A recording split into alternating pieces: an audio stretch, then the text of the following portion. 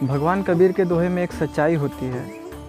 तो भगवान कबीर कहते हैं, कबीर हरि के नाम बिना नारी कुतिया होए, गली गली भौकत फिरे, टूक न डाले खोए।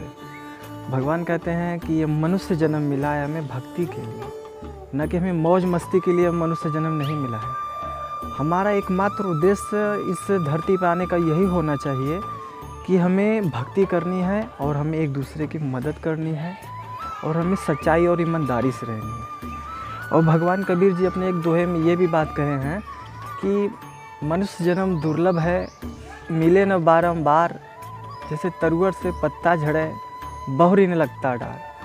अर्थात भगवान कहते हैं कि ये मनुष्य जन्म बहुत दुर्लभ होता है, ये बार बार नहीं मिलता। 84 लाख योनियों के बाद एक मनुष्य का जन्म मिलता है, इसे यूं ही ना जाया करें। और भगवान तो भगवान होते हैं, भगवान की एक ऐसी अनोखी बातें हैं, आप वो दोहे में लिख के चले गए हैं, लेकिन आप उनको पढ़ोगे ना आपको बहुत ही अच्छा लगेगा। तो भगवान एक बात कहे हैं, राम कृष्ण से कौन बड़ा, उन्हों भी गुरु कीनी, 3 लोक के वे धनी, गुरु आगे आधीनी। भगवान कबीर परमात्मा थे, पूर्ण परमात्मा थे, जो धरती पर आके 120 वर्ष तक आके इस धरती पर रहे हैं और 120 वर्ष तक इस धरती पर